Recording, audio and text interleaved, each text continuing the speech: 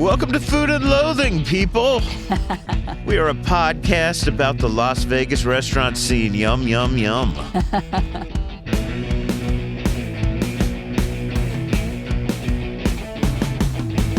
I'm Al Mancini. My host and engineer is Gemini Stevens. Our producer, Rich Johnson's handling the back end out of our Seattle studios. And we are coming to you today. If you hear these airplanes flying overhead, no, we're not at McCarran or Reed or whatever the hell we call the airport anymore. We are coming to you today from the rooftop of Ellis Island, the deck they call this. I have recorded some interviews up here in the past. We've never done an episode up here. And so we're kind of right in the flight path of McCarran, which makes it fun. It's beautiful. It was so nice outside yesterday. I was like, oh, it's going to be so fun to record outside. And now it's like just miserable as fuck out here today. It's a little gloomy. It's a little overcast. I think I read something this morning about storms coming in. Feels very goth up here right now, man. You know, I don't know. But like, so this is the new rooftop deck. I think it's called the deck, right? Upper deck, right.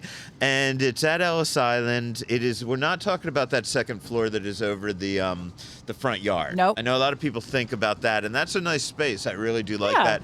Great place. I love the front yard for watching a game, but this is really a place to lounge. It really is, yeah. Great view of the Strip. I could see, well, from where we're sitting, I can only see a little bit of the Hard Rock guitar going up over there, but a great view, of course, of the big Ferris wheel. And yeah, it's nice up here. I like hanging out up here. I know if you're up here for F1, the cars went right by, right? And it's a cool vibe. So they are they're turning this into what they're calling Cupid's Lounge, a romantic new experience that's running now through March 1st. So we're going to be joined by Christina Ellis of Ellis Island. I know, right? Put those names together to make a little sense. She's going to be joining us shortly. She's going to tell you all about Cupid's deck. I love it. And it's so cute. I mean, let's talk about it. There's this swath of like roses across that one corner. We're sitting in a cabana, just for those of you who've been up here, sitting in a cabana, looking towards, say, the Luxor and MGM, that kind of area. You walk through a tunnel of Ace of Hearts cards to get in. Yeah. There's cards hanging over the bar. There's pillows that say love and hearts everywhere. Yeah, they're going around right now, and they're doing all of the love touches, right? Like they're making it more romantic around us. Yep. You know, it's very cool. Yeah, these like love pillows, and they're putting a little Aperol Spritz card up over there, and we're in a cabana, which is very nice. Got a big screen TV. You guys know the cabana season. It's coming around. It is. By the way, Palms just sent me an email about free cabanas for locals, right. so people want to look that up. But this is a great place right up here, Cupid's Deck. Christina's going to tell us all about it, and you can come up here and get all romantical and all that shit. What else we got going on, man? Blah, blah, blah, blah. Some news, some interviews. I know I've got Excalibur's Barbara Valle, who's going to tell us about Excalibur's new tiki bar. And I also get her to tell me all about the story of Murphy, the dragon who lives under the Excalibur, who's real. I love apparently. But you'll hear all that later. I can get behind that. But first, man, we like to share our own dining experiences because we eat out a hell of a lot. A little less the past, I'd say, few months. We've been both pulling it back a little. But yes. But yeah, us eating out not a lot is more than most people eating out a lot. That's true. We like to tell you where we're dining. Figure you can hear what we did, see if it sounds good to you. I'm not trying to talk you into fucking eating anywhere, man. But if what I have sounds good to you, then maybe you go out and eat it. Absolutely. If it doesn't sound good to you, don't go there. There's other restaurants. I mean, it's a simple deal. That's right. Okay, so Gemini, you want to tell us first where you've been hanging? I will. And I'm just going to point out that I just got this waft of something that smelled like great barbecue. So I may have to eat lunch here today. I think Christina's bringing us some lunch, even she? better. Yeah. Even better. So one thing I forgot to mention last week, but still relevant, I went to Le Cafe with some friends. There's a few of them around town. There's one, I think, in Blue Diamond. There's one in an apartment complex on Spring Mountain. And then there's one in Henderson. And I've been to the other two. This is the first time at Central. And it's a cute little bistro, brunchy type place. It's open from 8 a.m. to 2 p.m. every day. And you order at the counter, they bring it to you, and they've got salads and sandwiches, and so we had. Is it all French? It is. Le Cafe? Yeah. I remember Le Le Cafe, Car and by they. Renault. There you go. So the one in Henderson, I think, is just called the Café du Vegas. The one on Blue Diamond, I believe, is called Le Café du Sud, which is south, and then this one is Le Café Central. Oh, I know those people. Yeah. One of them's in Neon Feast. At least one of those is in Neon Feast. Absolutely. Yeah. So but altogether, there was 4 of us. We had salmon toast with a poached egg and avocado and things like that. The cafe salad was citrus and butter lettuce and a little bit of cheese, really bright and fresh, super light dressing. I had the croque madame. The thing was massive. The bechamel inside with the ham was really, really good. The egg was perfect. It had little crispy edges around, and then the yolk was super runny. Can we just, because, I like to educate people. We always assume that everybody that listens to us are like some of our chef friends and all that, right? But so when you go into a French casual joint around breakfast time, your options are usually the croque madame or the croque monsieur. Correct. Right? Those are the two big sandwichy kind of things. Yep. Okay, you're an expert. Tell people what the difference is. Okay, it's for making it the most base thing I can for understanding. It's a ham and cheese sandwich, and it is covered in more cheese and usually broiled or baked. Or I've heard some people frying them. That's not the way to go in my mind. But it's usually really great ham, bechamel, cheese inside. It's kind of ooey gooey, salty, really decadent. But the difference is the madame gets an egg on top. That's the only difference. Otherwise, they're the same thing. So it's just, do you want an egg or do you not? An egg for the ladies. And you know what? I never thought of it like that. I don't even know why that's funny, that. Just thinking women, babies, eggs. Yeah. Anyway, brain is going a different direction. Okay. One of them got the French onion soup, which came in a really good sized portion in the crock with the cheese and the toast on top. We got a bottle of wine. They had great cocktails, including an espresso martini that my friend Christine really enjoyed. I really enjoyed it. We'll happily go back. They do delivery, and some of it is deliverable, but if you can, go into the places. It's a much better experience. The food is more fresh. But they're, as much as they are very similar places, each one still has their own vibe. Right. So I really like that. I also had a craving for ramen this week, so I had some Silver Lake ramen. I really like their garlic and truffle broth. Where's Silver Lake Ramen located? It is. I always mix up the cross streets, but it's on, I believe, Spring Mountain and Decatur area. Okay. I just happened to be going by. Is it safe to assume they're out of Los Angeles with a name like that? Silver You know Lake? what? I hadn't thought about that, but that's a good point. Okay. Yeah, I don't know their history. I should look it up now. Okay. But I really like their broth. I like that they have lighter and heavier broths because ramen is a very personal choice. Yeah. I know people who like the really light stuff. I know I like the more decadent kind of stuff.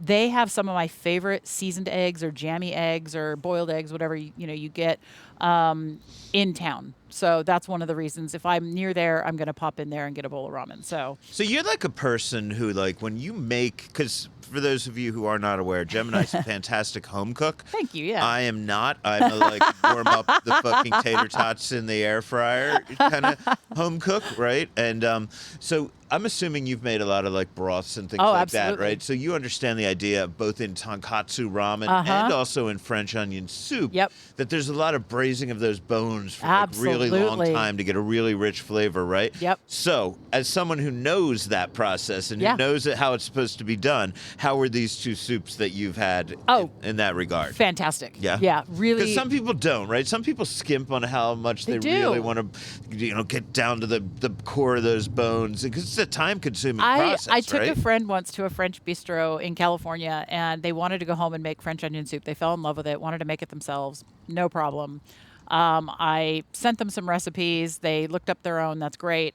They didn't read them, I think, because they couldn't figure out why they didn't have the deep color and the deep beefy flavor that the soup they had in the bistro.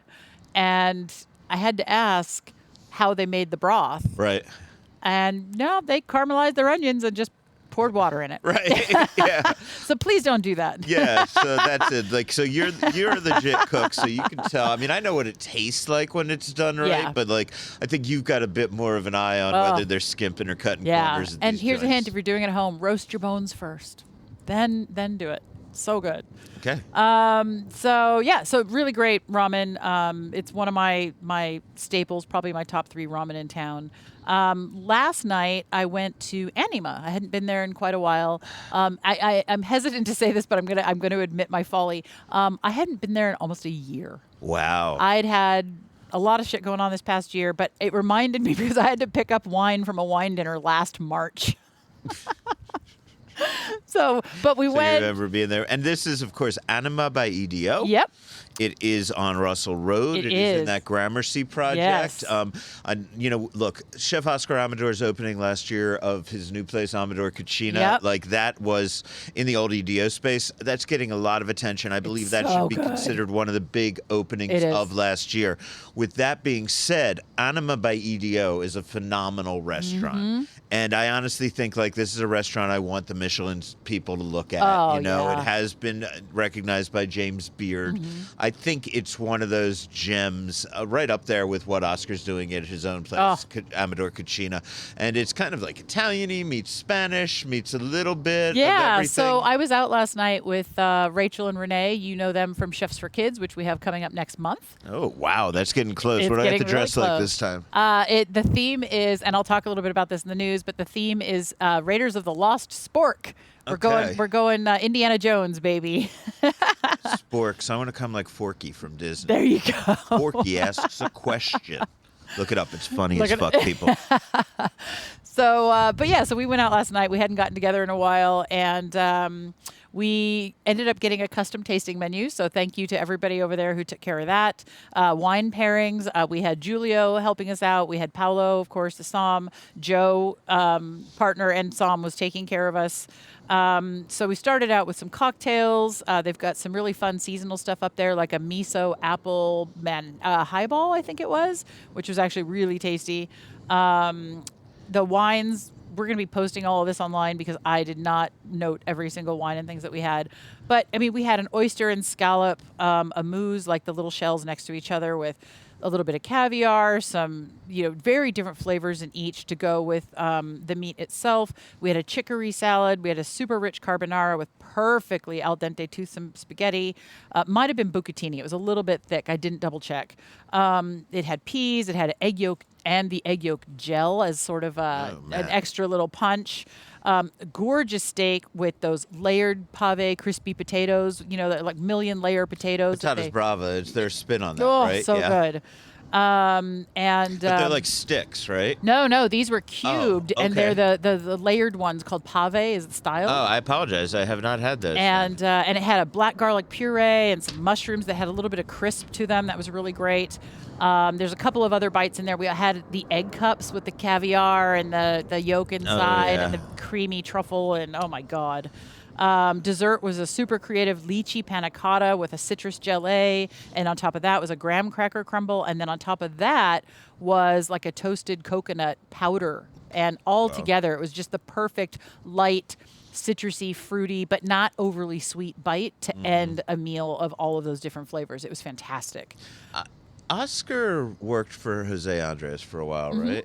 And I think he has that that kind of dual personality that Chef Andres has, which is that they can wow you with technique and strange combinations and all this shit, and they knock your socks off, and you're like, what? And then the next course can be just like a very, very simple, traditional ode to the ingredient, And he recognizes both ends of that spectrum, and that's really why I love his food. Yep. And one of the comments that came out last night was somebody had asked, I thought they were more of like an Asian place.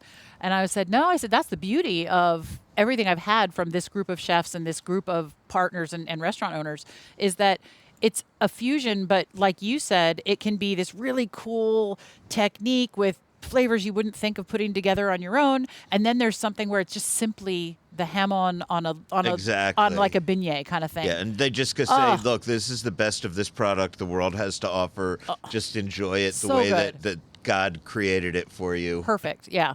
And I'm happy if you guys didn't know this. I know we did a big thing about when they opened for lunch originally a couple years ago. Lunch is back. They do what they call a power lunch. It's like $25 between 11 and 2 in Monday through Friday only. So if you're over there, but also I talked to Roberto Liendo over text. He said that Brasseria, which is going in over in that shopping center that has Middle Child and Tacos and Beer and Cleaver and things like that. All the way over on Paradise Road. Yep. Yeah. He said that's coming along. Joe said, I talked to Joe. He said that's, they're really getting close to being able to put stuff in there and make it look like a restaurant. I got to see some pictures last night. Nice. And they're also taking over the DW space. And they're going to be doing like a bistro kind of thing over there. Okay. So, yeah, these guys have got a lot going on. Good for them. Good for them, man. So, and then just a shout out, one of my favorite little diner type places in town. There's 3 of them. Peg's Glorified Ham and Eggs. Oh, Peg. There's one on Sarah. I like their crab cake Benedict.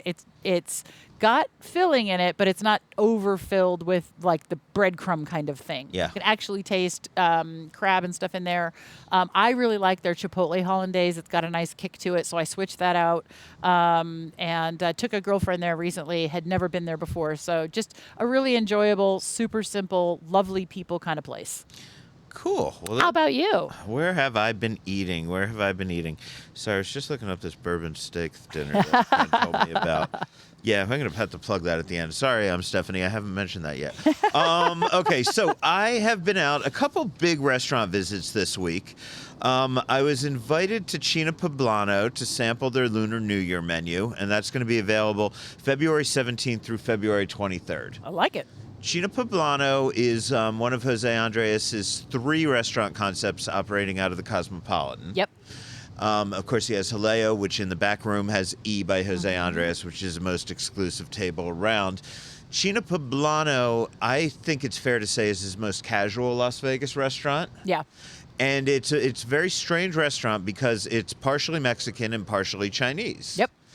And it is not a fusion. And they never wanted it to be a fusion. As Chef Andres told me years and years ago, it's meant to represent a period in time where the galleons, the Spanish galleons, would travel from Mexico to the Philippines and back, and they would bring Mexican spices to the Philippines, and they'd load up with Chinese spices, and they'd bring them back to Mexico. But it's not about a fusion thing. So you can get fantastic Mexican food, you can get fantastic Chinese food, and they are celebrating the Lunar New Year with, of course, more Chinese food than Mexican food, which would make sense. I mean, I guess the moon is everywhere, but they don't really celebrate the Lunar New Year in Mexico. So... okay, there's 3 or 4 dishes. 3 dishes with some options. Okay. Khao Nyoru, and I know I mispronounced that, so just my apologies. It's a short rib prepared Chinese barbecue style with fresh tangerine and some orange zest. Fucking beautiful short rib, very, just tender as hell. Yeah. Served over steamed cabbage and white rice. That's going to cost you $56.88 during this promotion, but add $15 and they'll put it over fried rice, and that's a fucking really nice. Absolutely. That really makes it good, man. And I like the pricing, the 88 cents, because 8 is lucky in Chinese. Yes, there's 8s all over this thing. My brother got married on 8/8 in 2008. Cool. If he tried to do that in Beijing, he would have been sold out, I'm guessing, man. Although they probably didn't use that year, so maybe not. Sangshu Yu is a whole fried fish. Ooh. And this was beautiful. This is the second whole fried fish I've had this year. And I love a fish that's so brought good. out that way. But this was just so perfect. The textures, crispy on the outside, but just beautiful, fleshy on the inside. They didn't overcook it. They used a bronzino this time. They pour some sweet and sour sauce on it tableside. It really doesn't need that, but the sauce was pretty fucking good. They serve it over pickled vegetables with the seaweed salad. It's almost like that, what's the kind of seaweed that's kind of the long strings but has like those pods in it sort of that make it float when you're at the ocean, right? So I was eating my seaweed, I was eating the fish. It was a good old time. Pork and scallop shumai is the other dish on this special menu. And they're made also, in addition to pork and scallops, with shiitake mushrooms and bamboo shoots. You get 6 of them for $16.88, and I believe scallops represent money or wealth. So I think that is the reason. Because they're shaped like coins. Is it really? That's what I heard. Okay, cool. I believe you. I got no answer to say you're wrong there. I have no I'm reason to doubt you there, man. I'm in. in. And then their beverage for this special menu, they have Jasmine Lantern, which is a jasmine green tea infused vodka lychee. Jasmine green tea infused vodka, along with lychee, lemon, and Chambord. Okay. And that's $18. That to me sounds. I'm not big on sweet drinks, and Chambord is a raspberry liqueur. It's inherently sweet. Lychee can be really sweet, but with the jasmine and the green tea and the lemon, I think I might want to drink that. Yeah, I had one little sip, and it was solid. Yeah. It didn't, knock me out that I was regretting that I wasn't drinking that night. But, I mean, it was very good, and if I had been drinking, I definitely would have had it, So I just told everybody about the meal that I had at China Poblano, but when I was in here for the meal, I did not have time to really chat with Chef Carlos Cruz Santos about everything that I ate. So I'm back here again today at China Poblano with the chef. Chef, thanks for coming in and talking to me again. You got it, no problem. Pleasure. So there are really three big items on the Lunar New Year menu. One is a dim sum, one is that rib that I told people about, and the other is that amazing fried fish. And then, of course, you could do the rib two different ways, right? So tell me, let's start with the dim sum. Everybody comes here for the dim sum. Tell me a bit about what you're doing. So the dim sum that we're doing for Chinese New Year is the shrimp and scallop dim sum with pork as well. So dim sum is obviously a big, a cultural thing and a cultural event in Chinese cuisine, right? So, and then for Lunar New Year, we do the scallop one because the scallop represents wealth and health in the new year. So also because the scallops, the shape that they look almost like the ingot, which is the Chinese, the money currency, right? So it looks like a gold ingot as well. So that's why we do that. So, there's a lot of tradition there that goes into making that little scallop shumai. I mean, it's a small bite, but it's packed full of flavor, and it's just one of those things that it's Chinese New Year. So we that's why we do it. And then the other dishes that we're doing a short rib. So the short rib is slow cooked, 4 hours, and Chinese spices, cardamom, star anise, cinnamon, orange, ginger, soy sauce, and just all kinds of other nice in there. So we put rock candy in there to sweeten it up a little bit, as well as chili de arbol. So it's kind of give it a nice little spiciness as well. So kind of sweet and spicy, and the rib is fall off the bone. So when we take it right off the bone. We slice it up for you, and then top it with mandarin oranges, the sauce, some scallion, and then a little bit of orange zest to finish it off. So, and then also for that very special, if you want like when after you're done or you show your rib, if you would like, we could turn into a fried rice for you too as well. So that was a really big hit the other day when we did it. People were like, I think more amazed or had more fun eating the fried rice than they had probably eating the short rib by itself, right? So, but it was really great. And then also, we are doing a fried fish dish also. So the way that we're doing is a really unique way of preparing the fish. So the way that we slice the actual fillets and then fry them when it comes out of the fryer, it looks like a bushy squirrel's tail. So the method is the squirrel fish, the Chinese squirrel fish method. So which is really unique. It's a little bit harder to do, but but it's a good challenge for us, and I think this year we really hit it off. So and then also on that we're doing a little bit of homemade sweet and sour sauce made in house here, along with pickled vegetables and a seaweed salad that goes alongside with that. So very unique dish. I'm really happy with that one and pleased the way that one came out. So I loved the fish, and a whole fried fish can be overwhelming sometimes. Sometimes you're not going to really taste the fish. Then you guys put this sauce on top of it, and I'm like, oh my God, this is going to be like too much, right? But really, the meat of the fish and the perfect texture on that and the flavor of the actual fish still manages to shine through even with all that preparation. Yeah, I mean, we're using a really nice branzino, so it stands up to that sauce. I mean, the fish itself, even fried by itself, is really nice. And we're not overdoing the coating or nothing. It's a very simple, it's just what is it? I'm sorry. It's very simple breading. So it's just a little bit of cornstarch, salt and pepper, and then a little bit of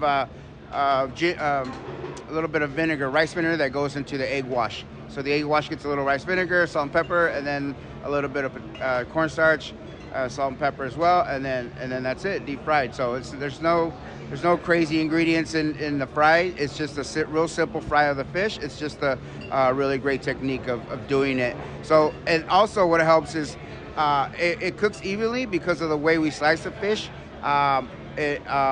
It helps to cook all the pieces evenly, so then when you're eating it, you don't get dry pieces. Everything is cooked the same, and it's all cooked thoroughly all the way through. So, you know. So this isn't the first time I've been in China Poblano for a Lunar New Year menu.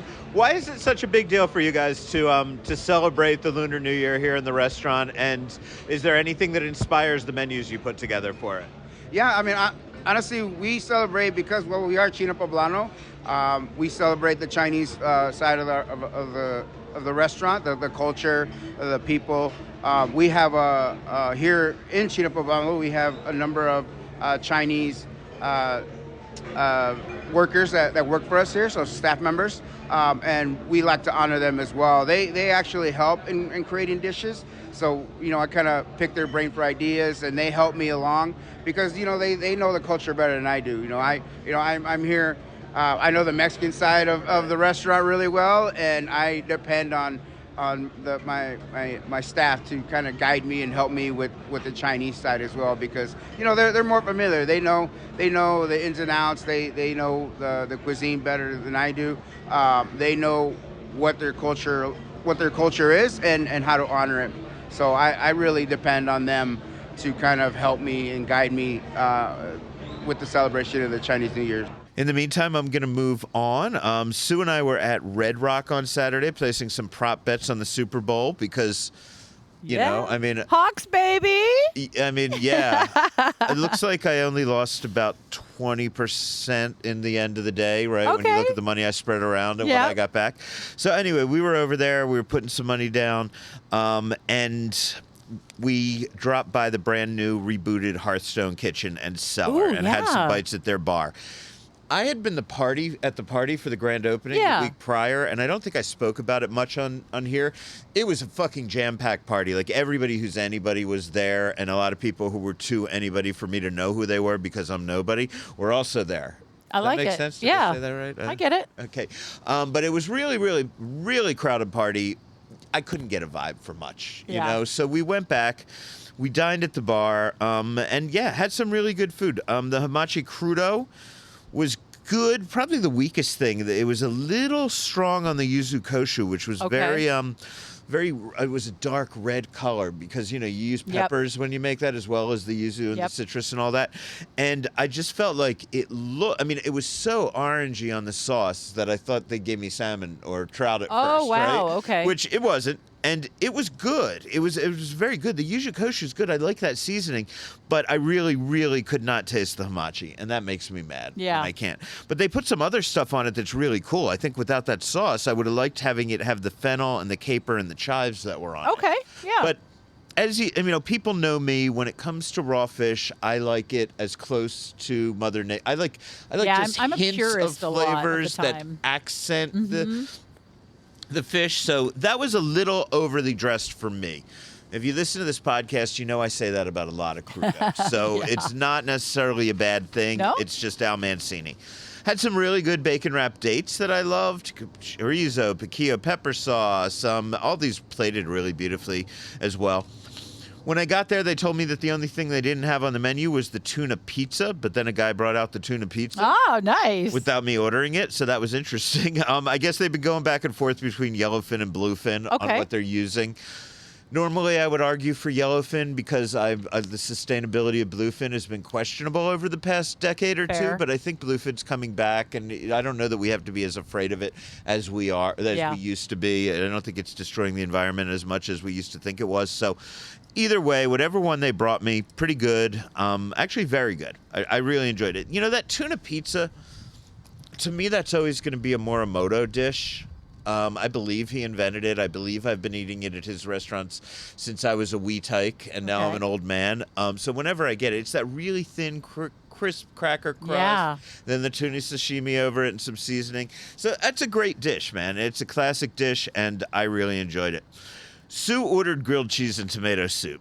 Sue That loves sounds herself. so beautifully homey and nostalgic, and now I want that. Especially on a day like today. It's just chilly enough. Like Yeah, right. No, today would be fucking awesome because it is chilly, man. But okay, I'd say this was about half of Sue's perfect grilled cheese. Sue's perfect grilled cheese is the most simple grilled cheese possible. If you give it to her on Wonder Bread and Velveeta, she's going to be happy. There It's you going to go. be like childhood memories, right? And me, if I'm getting a grilled cheese, I want my grilled cheese to have really good bread. I wanted the bread to be treated well. I want a mix of a whole bunch of cheeses on the inside. I'm with you. I would say this one had the bread for me and the cheese for Sue. Right? Okay. It was very, I mean, I'm not accusing them of using Velveeta, by No, the way. no. But what I'm saying, and not, by the way, not Velveeta, I mean Kraft Singles. We're talking about this stuff. But I'm not accusing them of using Kraft Singles. But if they had, Sue would have been very happy. She wouldn't have minded. But what I'm saying, it was just a tiny little thin bit of a little bit of yellow cheese, right? But with a really buttery, crispy bread that they cooked it on. Fantastic. You dip it into that tomato soup, and oh man, it just, I'm in. I don't even like tomato soup, but if you do that with it, I fucking like it, man. I'm in. Okay, so you watched the Super Bowl? I did. I'm not even going to ask you about the halftime show. Well, I wanted, we were going to watch it at home, right? Yeah. So I don't want to go to a fucking game and watch. People get excited, and I don't give a fuck who wins, right? I'm just a party pooper. So we watched it at home. We went out beforehand. We did a little shopping. We went to Cureton Way. Okay. We got some Snappo Razzo hot dogs at Cureton Way. We got some elk sausage at Cureton Way. Yes. We got some cheese from Beehive, which I believe is a Utah cheesery. We got some Chevre, some goat cheese. We got some mixed nuts. We got some crackers. Cureton Way, they fucking rock. They have everything. They're on Post Road, just off Valley View. Yep. They supply gourmet ingredients to some of the best restaurants in Las Vegas. Man, it's been a while, but I've absolutely called Michael and Kathy for something special, and they've always helped me figure it out. Yeah, it's amazing. So we love them, thank them, and man, they made my Super Bowl a lot specialer. And, and then at the very end, I won a couple of my bets. I spread like 100 and I think I put 110. I know my gambling friends are out there laughing. I think I put maybe a total of $110 on this Super Bowl. I had at least 10 different bets. Wow. Right? So the most was $20. Yeah. The least were $5, right? So with that all said, I put $110 down. I think I'm getting about $82 Nice. back, right? So all right. it's not that bad, I Yeah. guess. Okay. So anyway, but it was a lot more fun to root for those bets because I went to Cureton Way first. So we love those guys. Thank you. That's it for me. Coming up, we have Naked City adding burgers to the lineup, but moving locations. And what else? New tiki bar at Excalibur. But first, we're going to be joined by Christina Ellis, who's going to tell us about what's happening here at the casino that bears her family name, Ellis Island. This is Food and Loathing.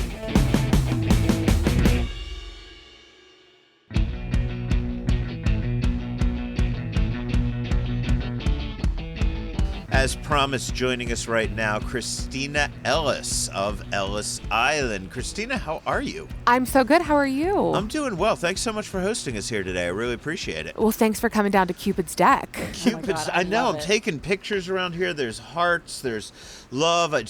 Gemini and I just got our pictures taken inside of, a photo op That's scene. right. So this is all about the photos. It's all about the hang. I'm kind of bummed that it was so beautiful yesterday, and today it's a little icky, but I'm sure it'll be beautiful again.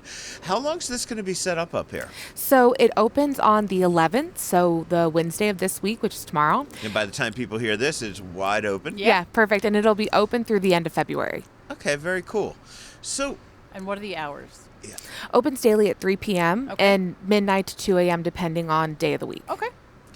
So this is the deck, and this is kind of the newest addition to Ellis Island. But Ellis Island, okay, my first experience with Ellis Island, I was here on vacation, And that was a lot of drugs were being done that vacation. Like a lot of drugs were being done. And I got kicked out of here for both cursing and spinning the microphone during karaoke. Oh, I've been kicked out of karaoke here. Yeah, so like that was fun. But then I moved here later, and then luckily I wasn't in anybody's blacklist. I've only been on. You were able to start fresh at Ellis Island once again. Right. Yes. But what I remember of the place when I came then to what I'm looking at now, it's so much of a different hotel. And I think that this is you and your sister's generation kind of coming in to the family and really taking it to a new level, I feel like. Well, that's a huge compliment to me and my sisters, because it has been so wonderful getting more involved in the family business. And I've been here, in full-time, started here when I was like 12 years old hostessing, but a real part of the team for about the past 12 years, with my two younger sisters joining on, kind of shortly, sequentially after that. Mm-hmm. And our dad's still incredibly involved day to day in the running of the business, whether from the, hotel, casino, and food and beverage side, or just with the overall expansion of the property. But that being said, it has been really a group effort. This has been such a huge undertaking, the renovation of the property. And for anybody who hasn't been able to come down and see it, we have expanded our casino floor where our brewery used to sit. We've moved our brewery operations off-site, extended out the casino floor, added in a new beautiful bar with big screen for sports viewing. On top of that, new areas where we have the deck where we're sitting right now, our outdoor bar, rooftop bar, great views of the Strip. And then took the renovation inside and renovated the casino floor. So same square footage of the old area, but the new area, I'd say added about 30 to 40% new gaming floor to the property.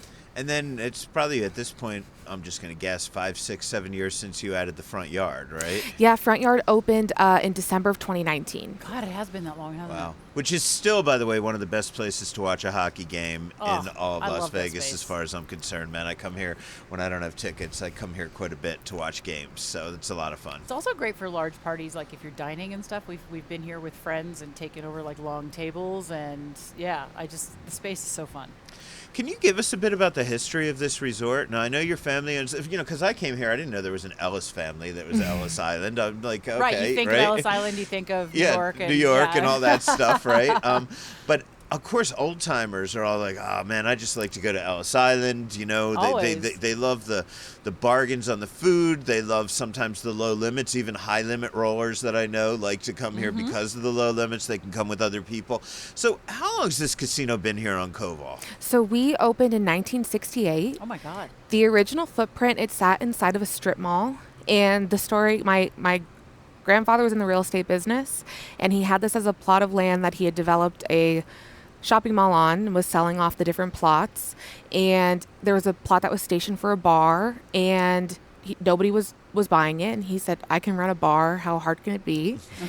It was a true family business. Like, my dad and his siblings grew up in the business. Pictures of him behind the bar, like 7, 8 years old, pouring beers. Truly a family business. I love that, especially in Vegas too. Like, you're not gonna get that in a lot of places, but Vegas, that's just every day. Yeah.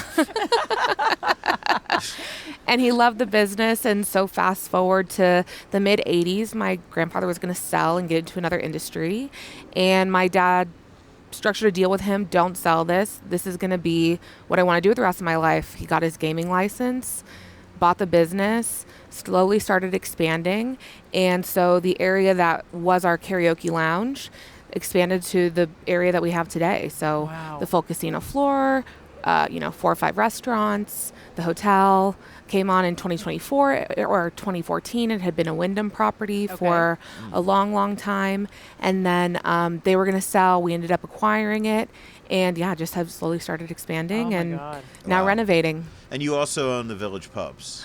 We do, yes. So the original name of Ellis Island was the Village Pub. Okay. And so Yes, we started opening the Village pubs in the 90s to pay homage to the original Village pub location. So if you enter a pub, that's like the very similar feel to the original property. And yes, there are 16 of them here in town.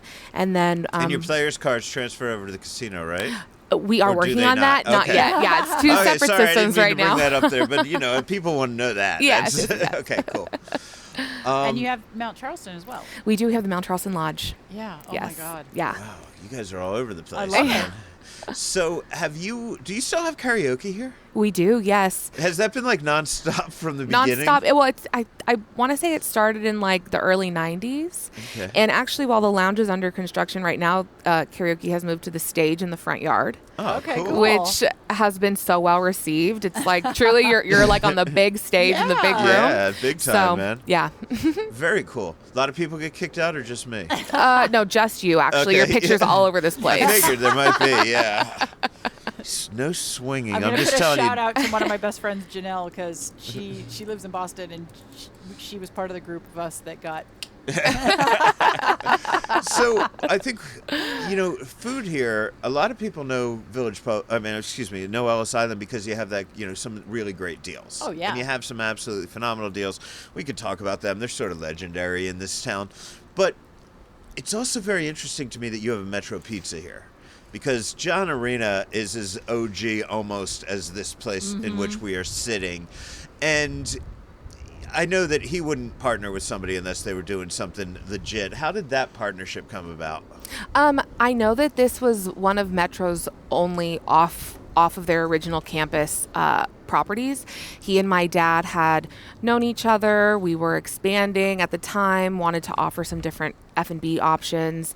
And they structured the deal. It was a great bonus for our customers as well. Who doesn't love pizza, and who especially doesn't love Metro Pizza? And John's been an amazing partner ever since. Cool. I do want to talk so much about this casino, because a lot of what people, love it for is that there are reasonable limits. You can come in here, you can learn how to shoot craps without being terrified that you have so much money out there. What's your gaming policy? Where do you guys start on the limits and all that kind of stuff? The stuff that the serious gamblers would want to know about why they should come here. I mean, yes, if you're looking for those old Vegas limits and those old Vegas odds, we have a $24 or a $5 blackjack table open 24 hours a day, so you can always come here and find 24 or That's great. $5 blackjack 24 hours. We have 10 times odds on craps. We have table limits that just kind of scale up from there, but you're never going to walk the floor and see only $25 tables, Right. or see it's very accessible, and that's something that we have like vowed to keep as part of the ethos of the property. We are extending, but we're still so value driven.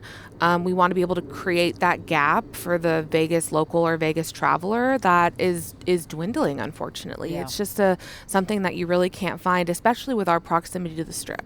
Yeah. You're also right on kind of the F1 route, right? We And- are, yes. Okay, I'm just going to ask in a very broad way. How's that worked out for you over the past many years?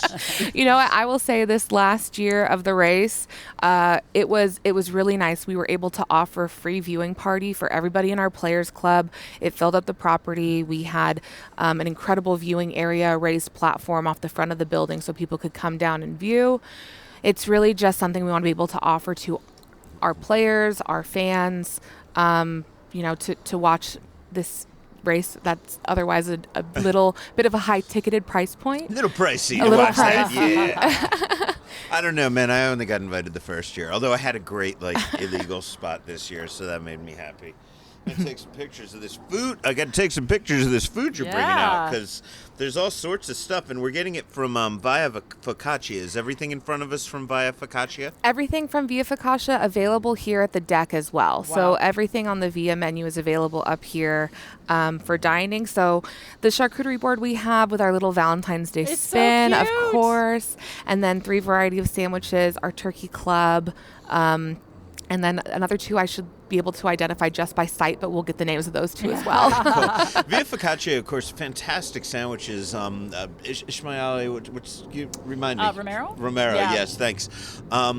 Jim, I mean, you talk about it, or Christina, you talk about this guy, this genius that you have Yeah. here, who was well regarded for his pizza in Las Vegas before he decided to start making sandwiches.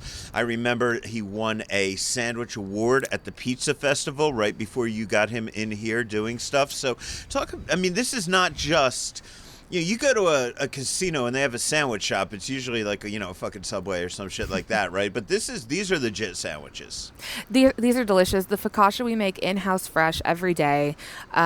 Ismail, as we were putting together the menu, won the World Championship sandwich making competition, which was so wonderful. And he was such a huge part of That's so good. incredible crunch. Yeah. That was perfect.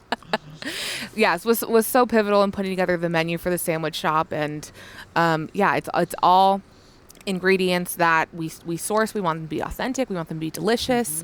And still, tying back into that value of you would never expect to get this sandwich here, and it's still like that great value, great taste. Yeah. Yeah, it's the ingredients that, like, if you have a friend who's like a chef who goes to Italy a couple times a year and comes back with stuff, and you're I never get anything that tastes this good. That's the level of Italian ingredients that you guys use over here. You can just looking at them, you can just see. What do we got? Muffaletta? Oh my God. Yeah, you just look at these sandwiches and you're like, oh shit, man. Yeah. This is This is real food. The bread is gorgeous. This is real food. Let's put it that way. Exactly. Yes. Mm-hmm. Yes, and the bread we've been able to cross-utilize on different parts of the property. So we have a grilled cheese we make it with the focaccia in the front yard. We use it for delicious garlic bread in the cafe. So it's just such a great addition to the property to be making our own fresh bread every day. Oh my God. I love it. So you've done so much over the past 10, 15 years. What's next? Have you expanded this little plot of land as far as you can? We do say right now the next place we have to go is up. So that's what I'm thinking, that right? makes sense. You need a big tower. Yeah. Right now we do have the cafe and the lounge under construction, so those are getting a little refresh like the rest of the property has. Our barbecue restaurant will get a refresh as well. And then going over to the hotel side, looking at our room product and how we can, expand on that.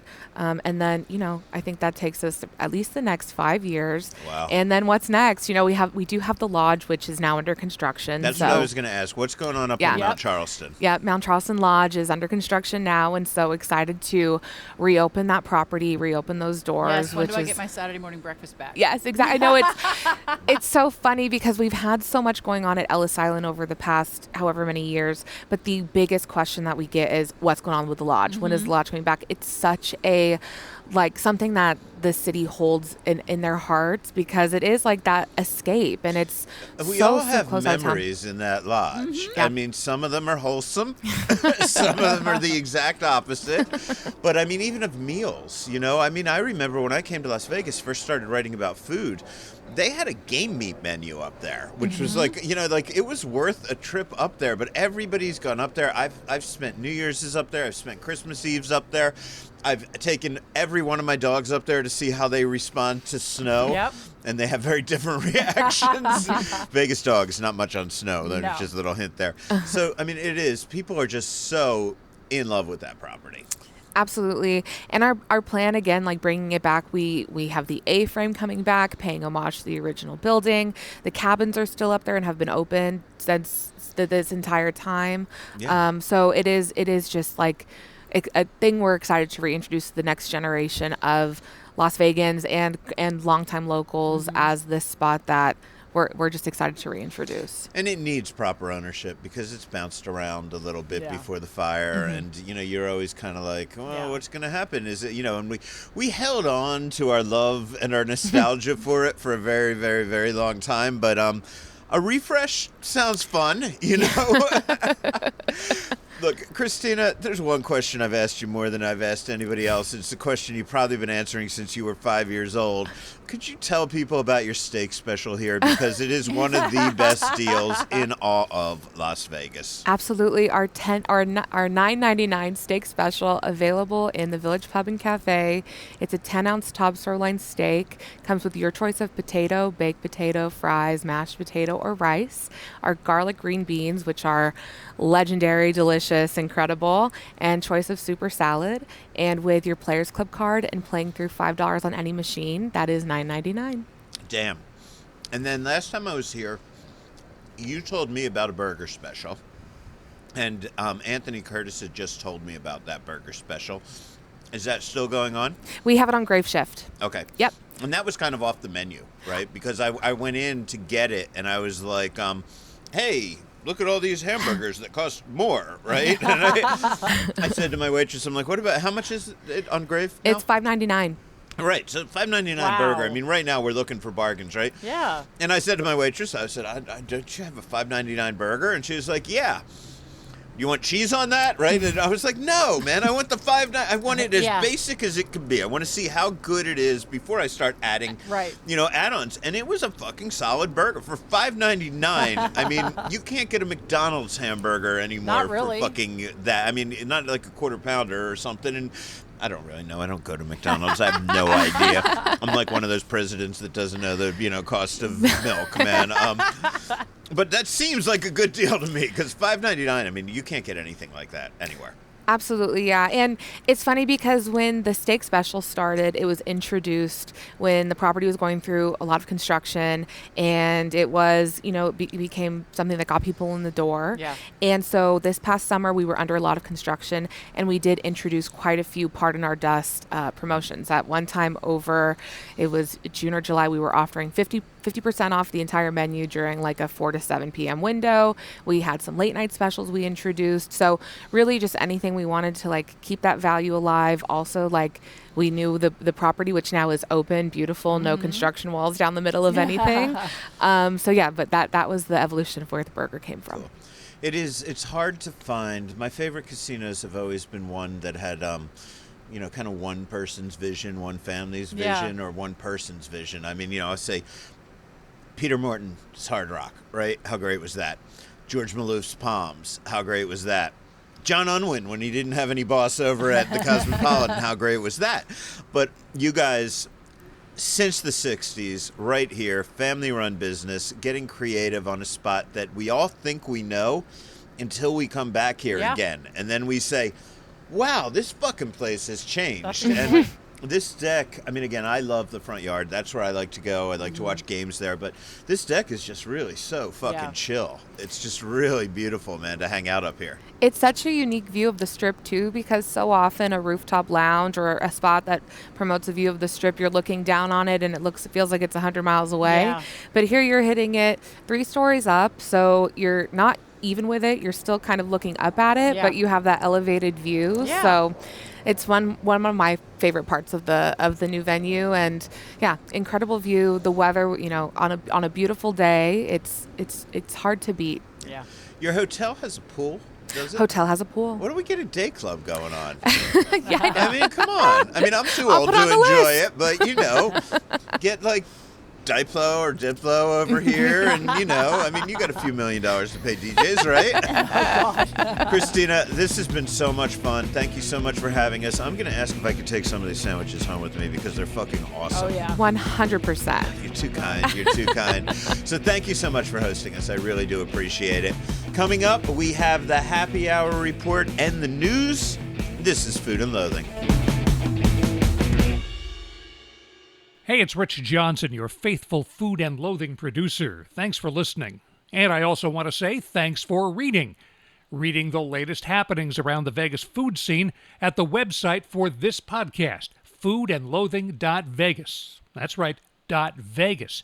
That's where Al and Gemini and I summarize some of our favorite podcast interviews and bring you some original stories as well.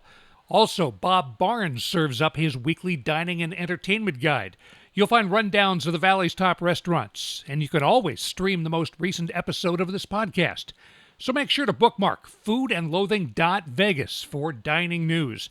And while you're at it, check our other buddy, Andrew Morgan, at happyhourvegas.com for his recommendations on Las Vegas's top happy hours. Oh, yeah, it's that time, the weekly happy hour report, telling you how you can drink and maybe have some bites and all kinds of stuff at a discounted price and find new places and explore Las Vegas. There's no better way to do it than through happy hours. There's no better place to find out about happy hours than happyhourvegas.com. And the guy who makes that happen is Andrew Morgan, and we get him over here every week because, well, we're lazy. Sometimes we don't want to look on our own. That's why you and I get along so well together, man. I'm equally lazy. Yeah, right, man. You know, we each do our part, but I don't know. Nobody wants to hear the guy who really doesn't drink talking about how great a happy hour is. That's what you're here for. Yeah, you know, I'm sorry to hear that you're such a fucking quitter, but you know, I'll drink for you. It's all good. You figure out a way to stem cell me a new liver, man, and I'll be back with you. I promise, man. Oh, God. So you and I actually, and this is something that's going to come up later in this show, but you and I were both at the grand opening for the new tiki bar at Excalibur. And of course, I spoke to them all about what the vibe's about their little dragon, all that kind of stuff. But I didn't get the lowdown on whether or not they had a happy hour. So I'm hoping you can fill me in on that. Yeah, lo and behold, they do have a happy hour. I didn't know either. I was invited to the event. It's a tiki bar. It's, you know, hey, I'll go. Right. Why the fuck not? So showed up, and yes, they have a happy hour. We had great conversations with the folks there. I really enjoyed it, actually. It was kind of cool. Yeah, it was a really fun room, man, and I liked it. I liked the fact they're going to have live music and shit like that. Excalibur always has bargains, and I tell people this. I'm like, man, if you're too cool to go get a bargain at Excalibur, then shut the fuck up about what the prices are at Aria or something, right? That's my deal. But Excalibur always has good deals. So I didn't know that they'd do a happy hour because their deals are always pretty fucking good. So when was the last time at Excalibur? I couldn't tell you, except for now at this tiki bar. And I'll tell you what, I'm actually a fan. And I learned some stuff about Excalibur as it relates to the happy hours that I'm going to be announcing here in the next few days. So pretty excited about that one. But in the meantime, this tiki bar, brand new. We were there kind of day one. They do have a happy hour. It is daily, 5 to 7 p.m. That's 7 days a week. So weekends too. That's pretty freaking good. And that ties into what they have these big plans about their overall happy hour at Excalibur, bouncing from one restaurant to the other. 5 to 7 p.m. every day. Tiki specialty cocktails, $8. Frozen daiquiris, $8. Domestic beers, $5. Imported beers, $6. No food. But I'll tell you what, the tiki specials. I was there with Dawn and a few other our friends, and they were ordering these, like, they're the real deal tiki drinks, you know, in like the mugs with the umbrellas and the fruits, and you know, they're short of the smoke. It was pretty freaking cool.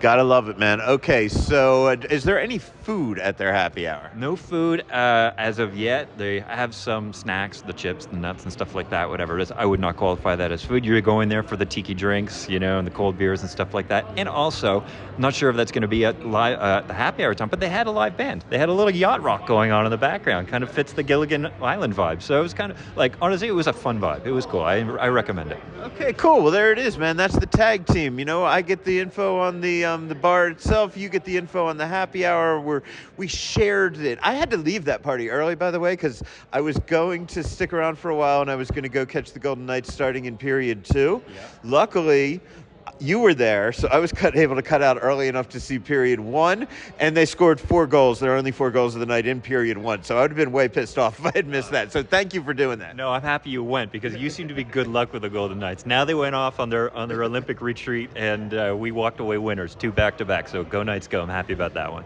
Cool, man. So remember, happyhourvegas.com is the spot. They have over 500 happy hours listed. It is a great fucking directory. It'll tell you what days, what hours, and it'll give you the menu and things like that for the vast majority of them. So, Andrew, man, thanks a lot for your time, and we will see you next week. Yeah, sign up for the newsletter when you're there. We'll see you next week for sure, man. Thanks, buddy. And we're going to stick with Andrew's topic a little bit. Thank you, Andrew, for that report, by the way.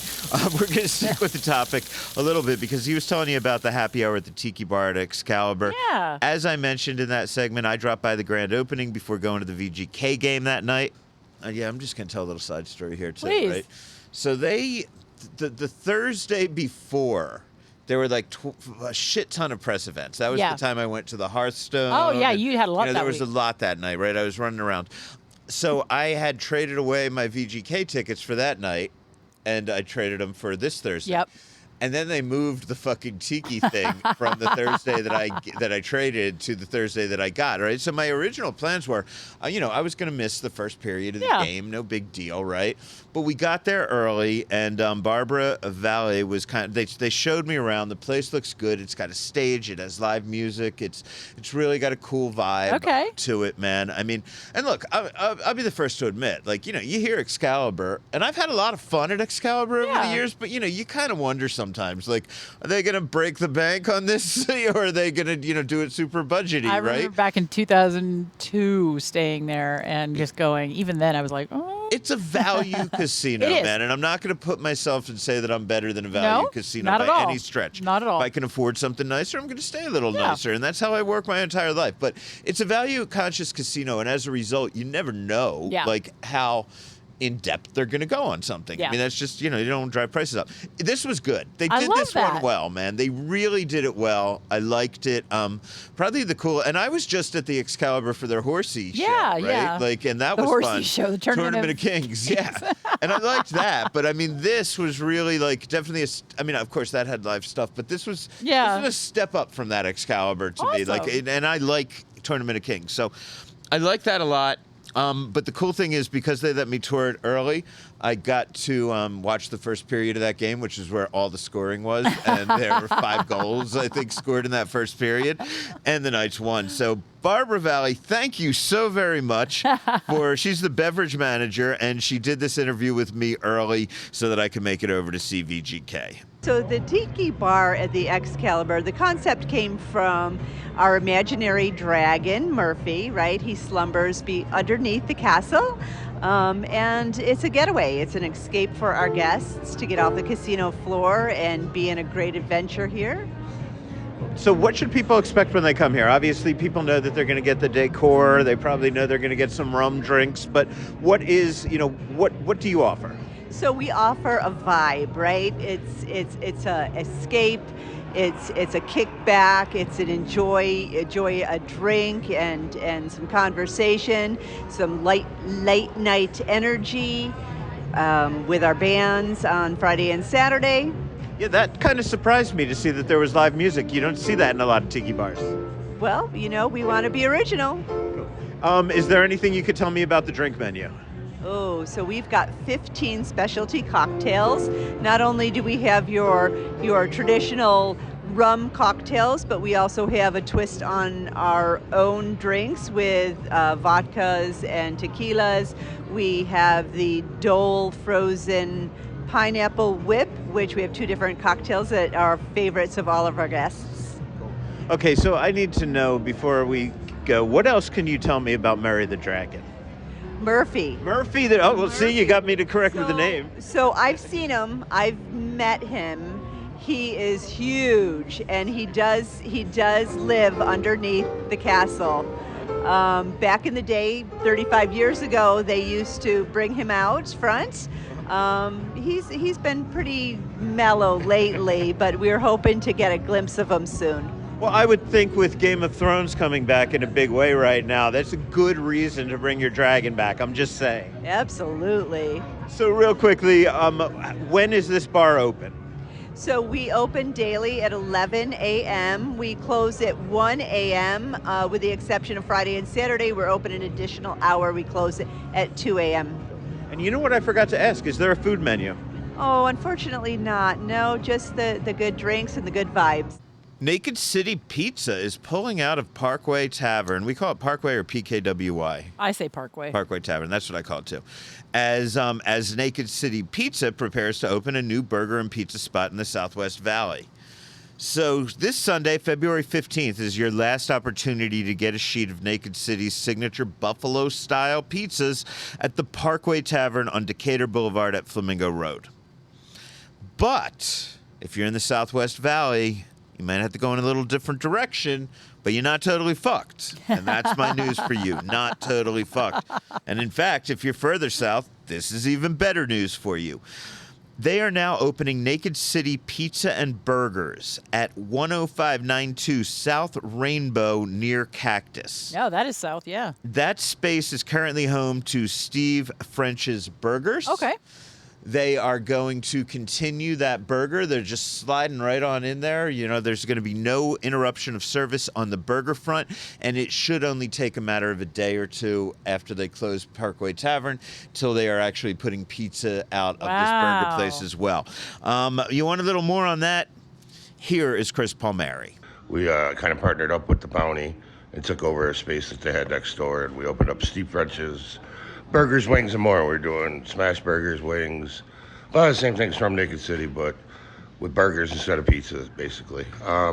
We had the partnership going on with Parkway for a couple of years, and we looked at it towards the end of this past year, and, you know, we didn't see it improving for us over at Parkway, you know, even though they've been great partners. They're just business levels and everything like that. And where the Bounty is located only a mile from where we were originally with Blue Diamond Saloon before they sold that. So we decided to just merge the two and become Naked City Pizza and Burgers, and that's happening in the next week or so.